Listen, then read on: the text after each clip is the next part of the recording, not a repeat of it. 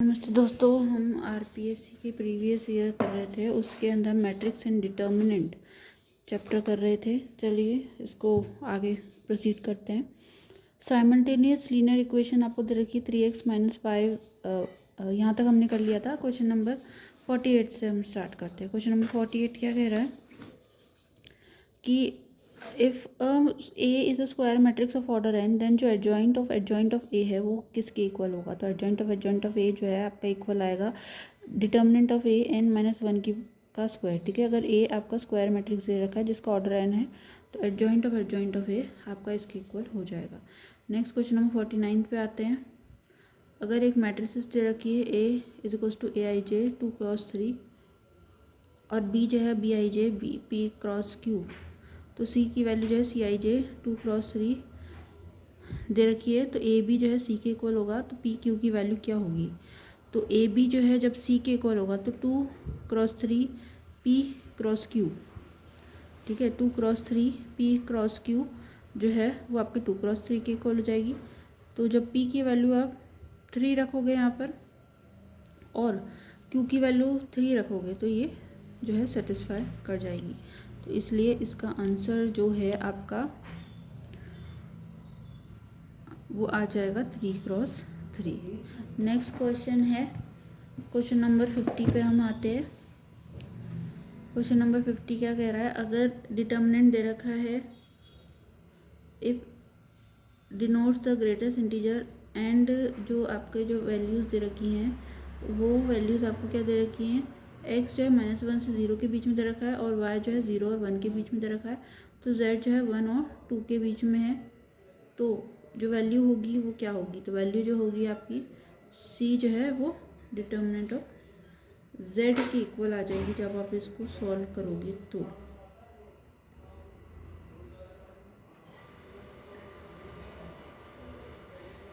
Next है question number 51। Question number 51 का क्या कह रहा है कि अगर 1 जो है 1 - tan θ/2 tan θ/2 1 और 1 tan θ/2 - tan θ/2 1 की वैल्यू जो है -1 की इक्वल है a - b a। तो इसकी वैल्यू जो है आपकी किसकी इक्वल हो जाएगी, वो a = cos θ हो जाएगा, b = जो है आपका sin θ हो जाएगा। जब आप इसको सॉल्व करोगे तो a की वैल्यू cos θ और b की वैल्यू यहाँ पर sin θ की इक्वल आ जाएगी।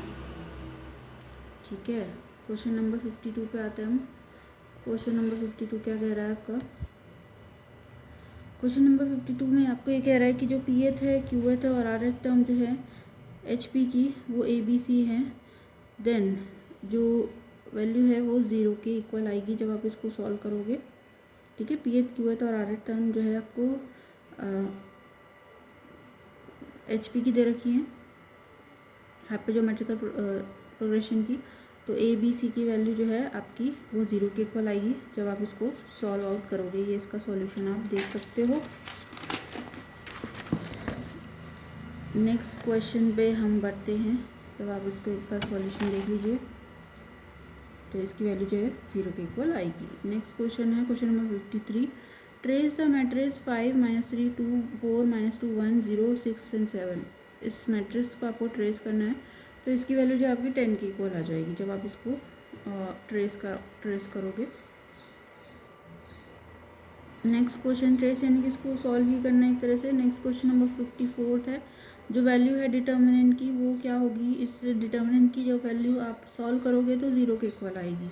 ठीक है, आप इसको सॉल्व आउट करोगे, इसमें कॉलम का ऑपरेशन लगाओगे। कॉलम थर्ड जो है आप इसमें देखो तो कॉलम थर्ड में आप कॉलम सेकंड को ऐड कर दो। कॉलम थर्ड के अंदर कॉलम सेकंड को जब आप ऐड करोगे तो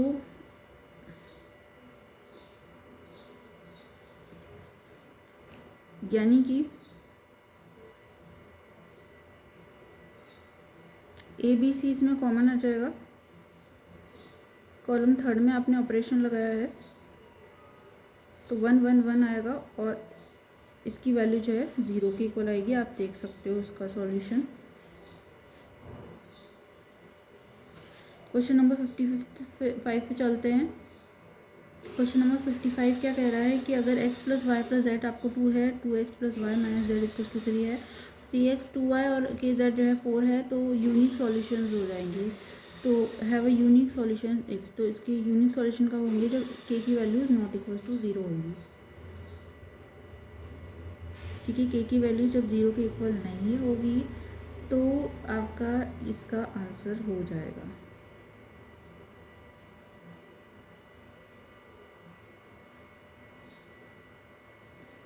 के इज़ नॉट इक्वल टू 0 आएगा यहाँ पर। क्वेश्चन नंबर 56 पे चलते हैं हम। अगर एक ए वैल्यू दे रखी है, बी दे रखा है, दो मैट्रिसेस हैं, तो जो वैल्यू होगी ए की for which A square is to B is, तो ए की वो वैल्यू जिसमें A square is to B के इक्वल आएगा, तो उसकी वैल्यू क्या हो जाएगी, वो डज नॉट एग्जिस्ट आएगी। अगर ए और बी आपको दे रखी हैं दो मैट्रिसेस, तो ए की वैल्यू जो है आपको ए स्क्वायर इज टू बी लेनी है। जब इसको सॉल्व करोगे तो ए की वैल्यू आपके पास डज नॉट एग्जिस्ट आएगी। ठीक है, नेक्स्ट क्वेश्चन पे बढ़ते हैं हम। ये इसका सॉल्यूशन है। नेक्स्ट क्वेश्चन है क्वेश्चन नंबर 57, जो इन्वर्स है मैट्रिक्स की, इस मैट्रिक्स का आपको इन्वर्स निकालना है। तो ये जो भी मैट्रिक्स आपको दे रखी है, ए डिटर्मिनेंट आपने निकाला, वो 1 के इक्वल आया। ठीक है, जो कि नॉट इक्वल टू 0 है, तो ए डिटर्मिनेंट की जब आप वैल्यू निकालोगे तो इसकी वैल्यू आपकी जो आंसर आएगा वो 2 - 7 - 1 4 आ जाएगा। क्वेश्चन नंबर 58 पे चलते हैं। क्वेश्चन नंबर 58 क्या कह रहा है, एक मैट्रिक्स एक्स दे रखा है, has A plus B rows and A plus 2 columns, and matrix Y जो है has B plus 1 rows and A plus 3 columns. If both X Y and Y X exist, अगर वाई एक्स और X Y आपके exist कर रहे हैं, तो जो बी की वैल्यू है आपकी, ए की वैल्यू 2 और बी की वैल्यू 3 के इक्वल आ जाएगी। अगर एक मैट्रिक्स एक्स दे रखा है आपको, ए प्लस बी रोज हैं और ए प्लस 2 कॉलम्स हैं, तो जो मैट्रिक्स वाई है वो has B plus 1 rows and A plus 3 columns. If both X Y and Y Z exist, then जो है आपकी बी ए इज टू 2 और बी इज टू 3 के इक्वल आएगी।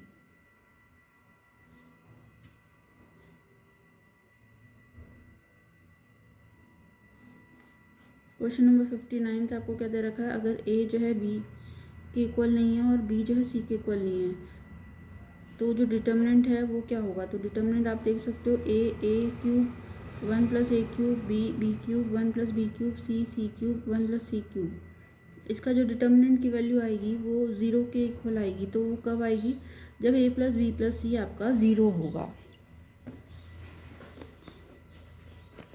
ठीक है, जब आपका ए प्लस बी प्लस सी जो होगा वो आपका 0 के इक्वल होगा, तब ऐसा पॉसिबल हो पाएगा।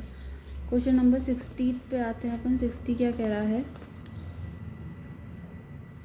कि एक सिस्टम है इक्वेशन का, X plus Y plus Z is equals to 0, Y plus 2z is equals to 0 and alpha X plus Z is equals to 0 has more than one solution, then जो value होगी alpha की वो क्या होगी। तो value of alpha जो है आपकी -1 के इक्वल आ जाएगी।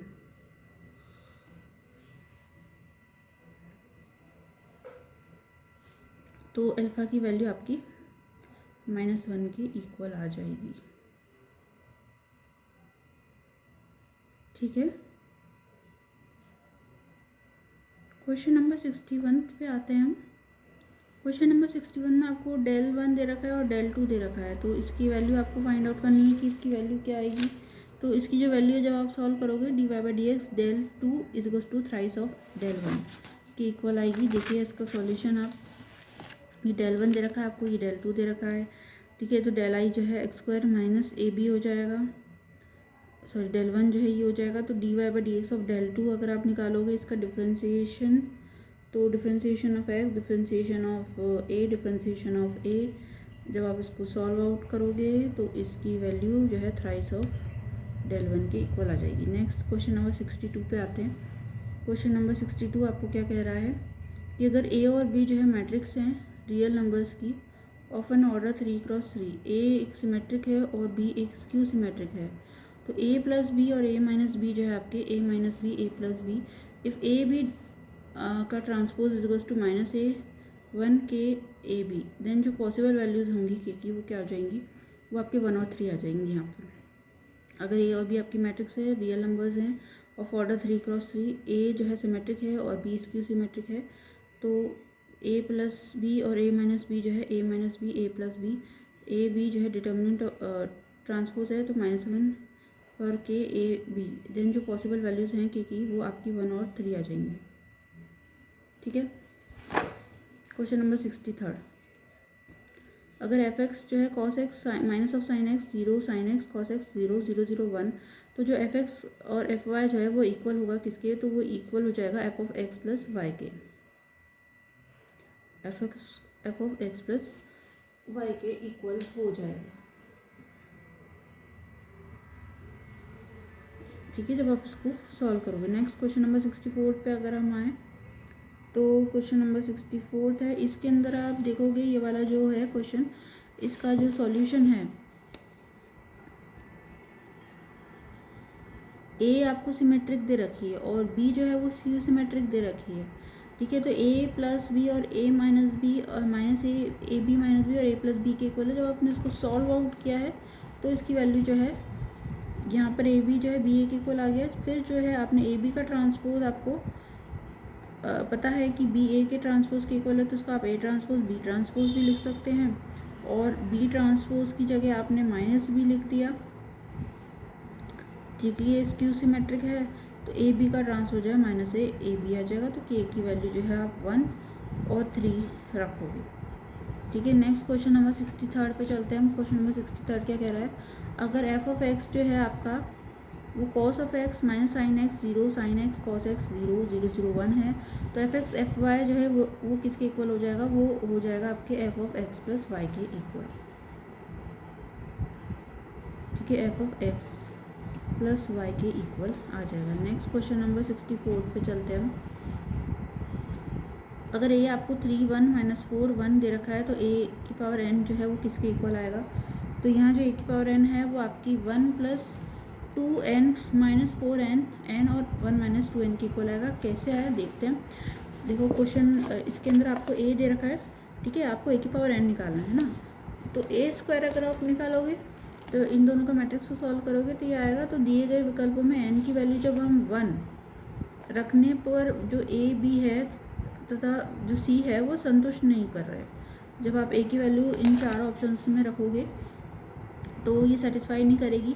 जब आप ए की वैल्यू यहाँ पर 1 रखोगे, ठीक है, एन की वैल्यू 1 रखोगे तो भी सेटिस्फाई नहीं करेगी, लेकिन जब आप डी ऑप्शन में रखते हो तो ये सेटिस्फाई कर रहा है, तो इसलिए आंसर डी इसका है। क्वेश्चन 65 पे चलते हैं हम। अगर आपको ये दे रखा है 1 log of xy, इस तरह का क्वेश्चन पहले भी आया हुआ था, तो हमने पिछले क्लास में करा था। इसकी वैल्यू क्या आएगी, तो इसकी वैल्यू जो है वो आपकी 0 के इक्वल आएगी। यहाँ पर आप इसका सॉल्यूशन देख सकते हो, ठीक है, क्योंकि log of to the base x y है तो इसको आप log y अपन log x लिख सकते हो। इसी तरह से log z अपन log x लिख सकते हो। सिमिलरली log x अपन log y लिख सकते हो उसको, और log z अपन log y लिख सकते हो। फिर जब आप इन तीनों में से log x, log y और log z को कॉमन लोगे, log x, log y और log z को जब हम कॉमन लेंगे तो अंदर क्या बचेगा, ठीक है, तो अंदर जो है ये बच जाएगा। और जब इसको आप सॉल्व करोगे, क्योंकि ये सेम रो हैं, सेम वैल्यूज़ हैं, तो इसकी वैल्यू 0 के इक्वल आ जाएगी। 1 log x log y, और हम फर्स्ट रो में से 1 log x को कॉमन लेंगे, सेकेंड रो में से 1 log y को कॉमन लेंगे, और थर्ड में से 1 log z को कॉमन लेंगे, तो इसकी वैल्यू 0 पर आ जाएगी। नेक्स्ट क्वेश्चन पे बढ़ते हैं। Question number 66। एक जो सिस्टम ऑफ इक्वेशन है x + 2y + 3z = 1 है और 2x + y + 3z = 2 है, तो जो 5x 5y और + 9z है उसकी वैल्यू 4 है, तो हैव इसके कितने सॉल्यूशन होंगे, इसके यूनिक सॉल्यूशन आएगा। ठीक है, इसका जो सॉल्यूशन है वो यूनिक आ जाएगा। समझ में आ रही है आपको, डिटर्मिनेंट ऑफ ए जो है वो यूनिक सॉल्यूशन आपका आ जाएगा।